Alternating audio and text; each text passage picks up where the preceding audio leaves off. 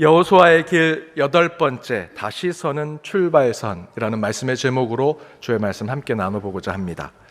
제가 어떤 일을 하다가 일이 잘 풀리지 않고 잘 안 될 때, 다시 일을 시작해야 할 때 이렇게 말하면 일이 잘 풀릴 때가 있습니다. 에라 모르겠다, 될 대로 되라 라고 얘기합니다. 정말 이렇게 얘기하면 일이 잘 풀립니다. 여러분, 목사님이 무슨 성경 구절 얘기하실 줄 아셨죠? 그런데 실제로 에라 모르겠다, 될 대로 되라 하고 일을 다시 시작하면 일이 풀립니다. 그런데 그렇게 말씀하시는 분들의 하나 같은 공통점은 무엇인가 시작했다가 실패하고 성공하지 못해서 다시 시작할 때 에라 모르겠다, 될 대로 되라 라고 하는 그 표현은 표현에 불과한 것이고요. 그렇게 이야기하시는 그리스도인들, 믿음의 사람들의 본뜻이 있습니다. 그것은요, 하나님, 저는 이제는 못합니다, 하나님이 해주셔야 됩니다 라는 본 메시지가 그 안에 들어있다라는 것이죠. 실패를 경험하고 다시 시작할 때 특별히 우리 믿는 자들이 보여줘야 할 신앙의 모습은 모든 것을 하나님께 맡기고 다시 시작해갔다 하는 마음의 결단이 있어야 한다라는 것입니다. 그렇게 내려놓고 오직 하나님이 허락하신 대로 갈 때 될 대로 되라 라고 하는 그 표현 안에는 아닙니다, 이젠 저는 못합니다, 하나님이 해주셔야 합니다 라는 마음의 결단으로 갈 때 저와 여러분은 다시 시작하는 그 출발선에서 재개할 수 있고 회복할 수 있다라는 것이죠.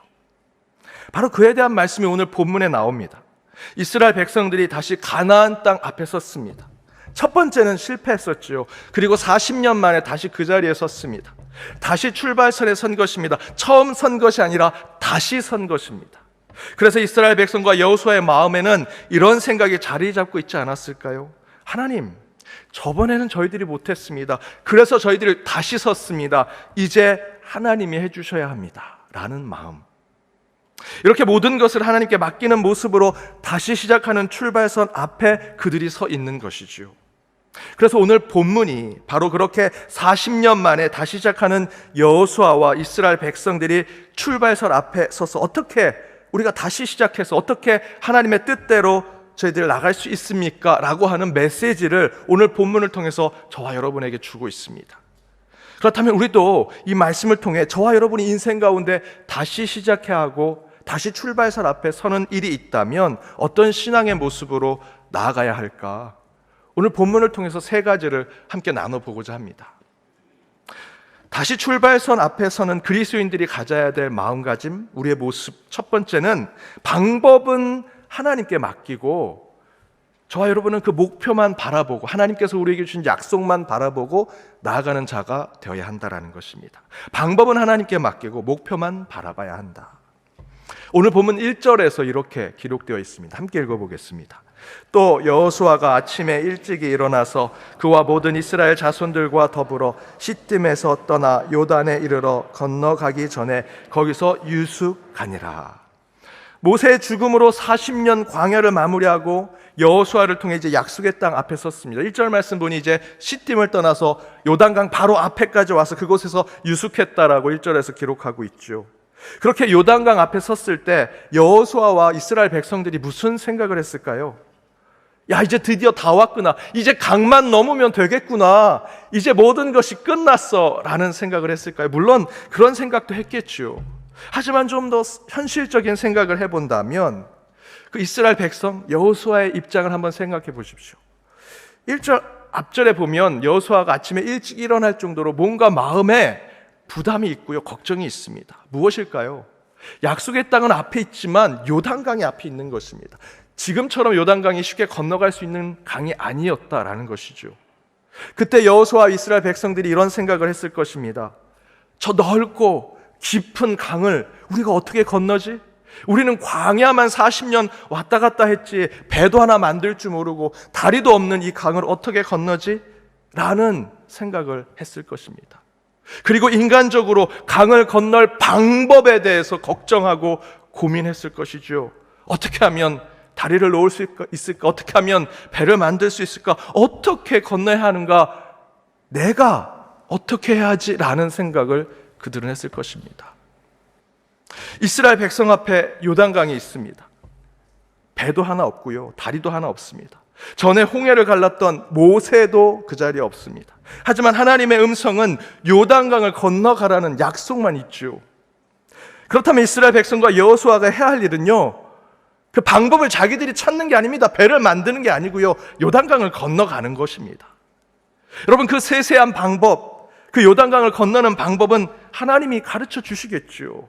이끌어 주시겠죠. 그것이 저와 여러분이 가지는 신앙과 믿음 아니겠습니까? 다시 시작할 때 첫 번째, 하나님이 우리에게 가르쳐 주시는 것은 방법이 아닙니다. 약속된 그 목표입니다. 다시 서는 그 출발선 앞에서 저와 여러분에게 하나님이 방법을 가르쳐 주진 않으시더라. 그리고 저와 여러분이 그 방법을 따져서도 안 됩니다. 하나님이 저와 여러분을 다시 새롭게 출발선에 세우신다라는 것은 다시 그 하나님의 뜻에 가까운 그 약속을 바라보게 하시는 것입니다. 그렇다면 그때 저와 여러분은 전처럼 내가 뭔가 해보려고 하고 내 안에 있는 실력, 내 안에 있는 방법으로 하려고 했던 모습을 이제는 다 내려놓아야 하는 것이죠. 네, 알죠?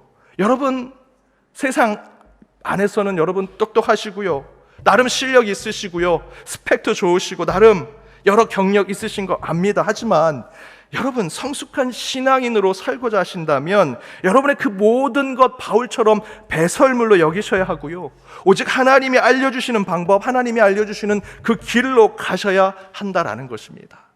그때 여러분이 다시 시작하는 어떤 일이라도 하나님이 성취해 주실 것이다. 여러분 무슨 믿음으로 가십니까? 내가 다리 다 만들고 배 만들 수 있으면 하나님이 뭐가 필요하겠습니까? 하나님이 우리에게 주신 약속이 있고 그 묘목에 있다면 저희는 그거 붙들고 하나님이 이끄시는 대로 가는 것이 저와 여러분의 성숙한 신앙이라는 것이죠. 아브라함이 당시 가장 발전된 도시인 우루라고 하는 곳에 있었습니다. 그곳에서 아브라함은 수많은 실패와 시행착오를 경험했습니다. 그때 하나님이 아브라함을 부르시죠. 소명하십니다. 그때 이렇게 얘기하십니다. 창세기 12장 1절입니다. 함께 읽어보겠습니다. 여호와께서 아브라함에게 이르시되 너는 너의 고향과 친척과 아버지의 집을 떠나 내가 내게 보여줄 땅으로 가라. 마지막에 무엇이라 얘기합니까? 내가 내게 보여줄 땅으로 가라. 목표는 있지만 방법은 알려주지 않으십니다. 그럼에도 불구하고 아브라함은 하나님의 음성을 듣고 가지요. 그저 하나님의 음성을 믿고 순종하며 나아갑니다. 그때 하나님께서 그 길을 인도하시고요, 그때마다 아브라함은 제단을 쌓고 하나님을 만나고 하나님의 방법을 듣고 그 길로 나아갑니다. 사랑하는 여러분, 다시 시작하는 인생의 출발선 앞에 서 계십니까? 또다시 여러분의 생각과 의지, 여러분의 계획과 방법을 이제는 내세우지 마시고요, 기도하십시오. 아브라함처럼 제단을 쌓고 하나님께 물으십시오. 이번에는 하나님의 말씀하신 대로 하겠습니다. 그때 저희는 배도 없고 다리도 없고요, 요단강 같은 저와 여러분 앞에 있는 인생의 장벽이 있을지라도 반드시 하나님께서 저와 여러분에게 그 방법을 알려주시리라 저는 믿습니다. 그렇게 하나님께 맡기고 나아가는 저와 여러분의 신앙이 되시길 주님의 이름으로 축복합니다. 다시 출발선 앞에서는 그리스도인의 모습, 우리 신앙의 자세는 무엇이 되어야 하는가? 두 번째는 세속적 간격을 좁히려는 수고보다 거룩함의 영적 거리를 두는 신앙을 가져야 한다. 인간적으로는 가까이 가고 싶고 가까이 하려는 것, 그것이 아니라 영적으로 거리를 두는 신앙을 가져야 한다라는 것입니다. 4절에 이렇게 얘기합니다. 우리 4절 말씀 함께 읽겠습니다. 그러나 너희와 그 사이 거리가 2000규빗쯤 되게 하고 그것에 가까이 하지는 말라. 그리하면 너희가 행할 길을 알리니 너희가 이전에 이 길을 지나보지 못하였음이니라 하니라. 너희와 그 사이가 2000규빗쯤 되게 해라. 왜 그렇게 하셨습니까? 언약궤와 거리를 두라는 것입니다. 그렇게 해야만 거룩함이 나타나기 때문에. 하지만 세상에서는 반대로 하지 않습니까? 대통령이 오면 대통령하고 악수 한번 해보려고 가까이 가지요. 유명인이 오면 유명인한테 사인 하나 받아보려고, 또 유명인과 사진 한번 찍어보려고 가까이 가려고 하는 것이 우리 인간의 모습이지요. 그런데 성경에서는요, 그렇게 하나님께 가까이 하는 거룩한 신앙에 대해서 이렇게 증거합니다. 출애굽기 3장 4절에서 5절입니다. 우리 함께 읽어보겠습니다. 여호와께서 그가 보려고 돌이켜 오는 것을 보신지라 하나님이 떨기나무 가운데서 그를 불러 이르시되 모세야 모세야 하시매 그가 이르되 내가 여기 있나이다. 하나님이 이르시되 이리로 가까이 오지 말라. 내가 선 곳은 거룩한 땅이니 내 발에서 신을 벗으라. 모세가 40년 애굽 왕자 이집트 왕자로 살다가 그의 본질적 전체성을 깨닫고 또 다른 40년은 광야의 양치기로 살지요. 그러다 중에 광야의 떨기나무 가운데 하나님을 만납니다. 그때 하나님의 부르심을 받죠. 그때 모세는 세상적인 마음으로 이 신비롭고 경이로운 이 신적인 대상 앞에 가까이 가려고 했습니다. 앞으로 가려고 했습니다. 그러자 하나님께서 무엇이라 말씀하십니까? 5절 말씀에 보니 하나님이 이르시되 이리로 가까이 오지 마라. 내가 선 곳은 거룩한 땅이 내 신을 벗으라 라고 말씀하시죠. 하나님 앞에서 거룩함과 경건함은요, 인간적으로 그 안에 가까이 가고 그 앞에 붙으려고 하고 앞으로 가는 것이 아니다 라고 하나님이 말씀하십니다. 세상의 우상에 가까이 하죠. 여러분, 세상의 가짜 우상엔요 가까이 오게 합니다. 수많은 사람들을 불러 모으려고 합니다. 그 가운데 사람이 이렇게 많다라고 세상에 알리려고 하죠. 세상의 우상은 곁에 두려고 합니다. 세상의 우상처럼 여기는 것들은요 많이 가지려고 하고 소유하려고 합니다. 그러나 여러분, 그것은 경건함과 거룩과는 상관이 없습니다. 하나님은 분명히 모세에게 말씀하십니다. 가까이 오지 마라. 내가 선 곳이 거룩한 땅이기 때문이다. 진정한 거룩과 경건은요 가까이 가는 것으로 되는 것이 아닙니다. 오늘 본문에서도 또한 약속의 땅을 가기 위해서 행렬을 마치지요. 그런데 3절에 보니 레위 사람 제사장을 통해 하나님의 언약궤를 매게 하고요 앞장서게 합니다. 그리고 나서 뭐라고 명령합니까? 4절에 너희와 언약궤의 거리가 2000규빗쯤 되게 하라 라고 말씀하십니다. 인간적인 마음으로 여러분, 앞에 이스라엘 백성들이 요단강 앞에서 무슨 생각을 했는지 좀 같이 나누지 않았습니까? 이 강이 깊고 넓은데 배도 만들지 못하고 다리도 못 만드는데 그 요단강 그저 목표만 보고 약속의 땅만 보고 가는데 언약궤가 맨 앞에 있으니 인간적인 마음으로 어떤 생각이 들겠습니까? 언약궤 가까이 붙으면 그래도 좀 낫지 않을까라는 생각하지 않았을까요? 그런데 하나님은요 그 언약궤를 앞에 세우고 그 백성들이 그 언약궤에 가까이 오지 못하게 하고 2000규빗쯤 떨어져 쫓아가게 만드십니다. 그것이 경건이요 그것이 거룩이라고 말씀하십니다. 이처럼 진정한 경건과 거룩은 세상적 관점으로 인간적인 마음으로 가까이 가는 것이 아닙니다. 때로는 멀리서 몸과 마음과 영혼으로 적당한 거리를 유지하면서 믿음과 신앙을 지켜낼 때 하나님 보시기에 적당한 경건이라고 할 수 있습니다. 인간적인 마음으로 성경을 더 읽어보고 더 많이 기도하고 교회 더 자주 오면 신앙적으로 더 잘 돼서 하나님께 가까이 가서 그것이 내게 경건과 거룩이 되겠지라고 생각하는데 하나님은 그렇지 않다 말씀하시더라는 것이죠. 도리어 하나님과 가까이 하는 경건과 거룩의 신앙은 4절의 말씀대로 영적인 거리를 두고 신앙을 지켜내는 것이라고 얘기합니다. 여기서의 영적인 거리는요 겸손함의 거리입니다. 경외하는 내 하나님께 거리를 두는 것, 그것이 거룩과 경건의 우리 인간의 모습이라는 것이죠. 존경하는 선생님, 존경하는 분이 있습니다. 여러분, 그런 분께 가까이 가서 편하게 하십니까? 그렇지 않습니다. 어떻게든 반발치라도 먼발치라도 늘 그분을 바라보면서 그 존경의 마음을 갖지요. 여기서 저와 여러분이 거룩과 경건을 가지기 위해서는 그런 경외함, 겸손의 거리를 지켜낼 때 저와 여러분은 진정한 신앙의 거룩을 이룰 수 있다는 것이죠. 교회 문제가 되는 성도님들 보면 죄송한 말씀이지만 요즘 세상 말로 인사이더의 줄임말인데요, 내부자, 핵인싸라고 해서 그 내부자 중에서도 또 내부자, 중심에 있는 사람들, 교회 공동체 안에 가장 중심에 있는 사람, 핵심의 사람, 쉽게 말씀드리면 지금 이 자리에 있는 저와 같은 목회자와 교회 운영을 맡고 있는 시무 장로님들, 교회 초기 개척 멤버들, 이 교회가 내 주인이라고 생각하는 성도님들, 그분들은 이 말씀을 잘 새겨 들으셔야 합니다. 하나님과 교회를 위해서 정말 나처럼 이렇게 교회에서 열심히 헌신한 사람이 어디 있어? 없을 거야. 내가 이 교회 안에서는 하나님과 제일 가까운 사람이야 라고 생각하시는 분들은요, 바로 그 자리에서 오늘 본문의 말씀처럼 여러분 2000규빗 떨어지는 신앙의 훈련을 하셔야 합니다. 그러지 않으면요, 저와 여러분은 반드시 바리새인이 될 것입니다. 하나님께 봉헌을 드리고 어떻게 하면 하늘에 가까이 가려고, 하나님 제가 이렇게 봉헌을 드렸습니다. 그래봤자 내 키 정도밖에 하늘에 닿을 수밖에 없습니다. 그때 2렙돈을 드린 여인은요, 얼굴을 땅바닥에 대고 내 전 재산을 드렸지만 그 작은 것을 드린 것을 부끄러워하면서 하나님께 통탄하며 기도했죠. 하나님이 무엇을 받으셨는지 예수님께서 말씀하셨습니다. 저와 여러분이 거리를 두지 않고 인간적인 마음으로 내가 이 교회 하나님의 제일 가까운 사람이야 라고 하는 마음으로 여전히 신앙을 지켜간다면 그런 바리새인이 될 것입니다. 아니면 저와 여러분이 가진 신앙으로 남을 정죄하는데 그 신앙을 사용할 것이고요, 끝내는 하나님 대신에 저와 여러분이 이 교회의 주인 행세를 하게 될 것입니다. 따라서 여러분, 신앙으로는 핵인싸 되지 마시고요, 하나님이 원하시는 적당한 영적인 거리를 두는 영적인 아웃사이더가 여러분 되셔야 합니다.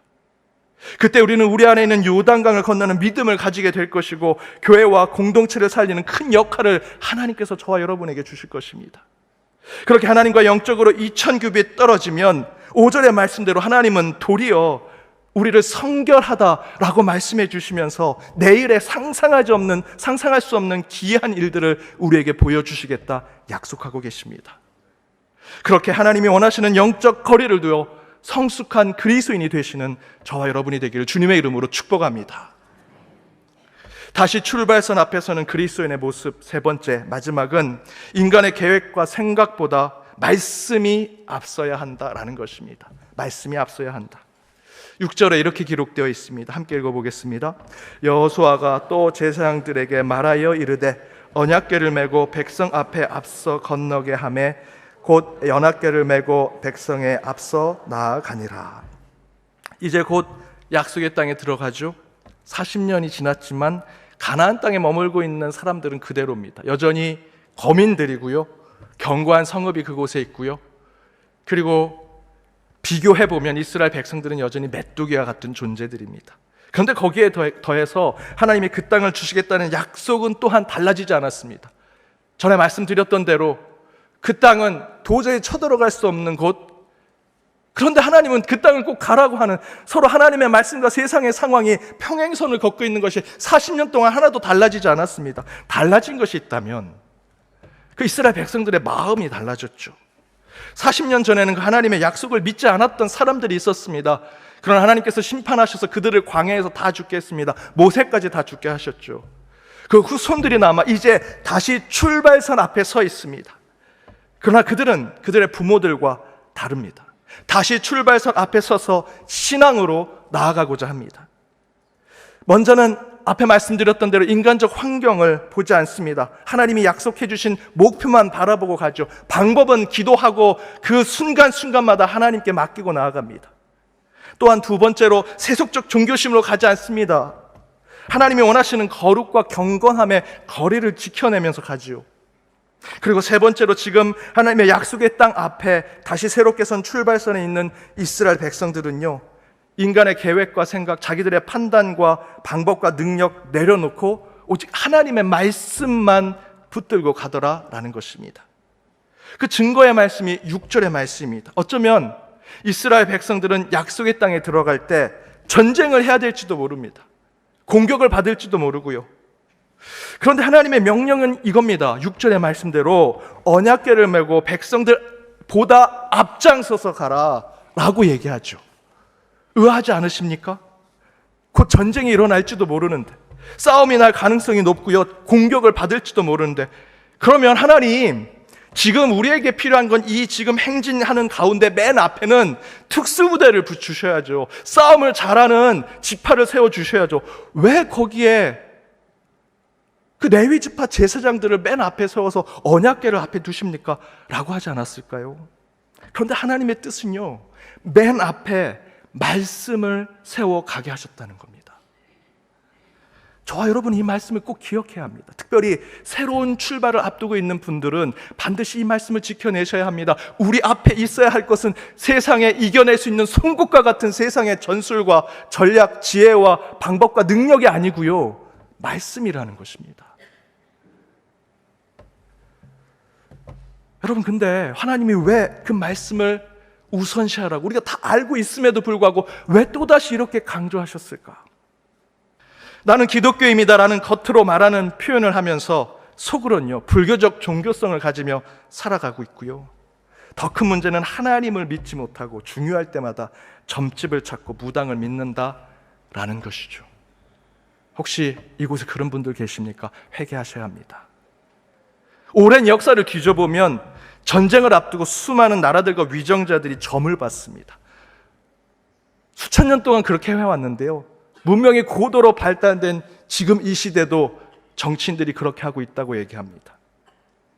무당을 부르고 무당을 통해 귀신의 예언을 듣습니다. 그러나 여러분, 성경에 나와 있는 어떤 믿음의 선배도요, 그렇게 하는 사람이 없습니다. 오늘 본문의 말씀대로 언약궤와 말씀을 앞세우고 나아가죠. 세상에 많은 종교들과 기독교가 다른 점이 있다면, 다른 종교는요, 자기들을 믿는 종교대로 살다가 때때로 점을 보고 무당을 만나는 거 그렇게 문제 삼지 않습니다. 하지만 저와 여러분이 믿는 기독교의 신앙은요, 절대 무당을, 세상의 다른 종교를 받아들여서는 안 됩니다.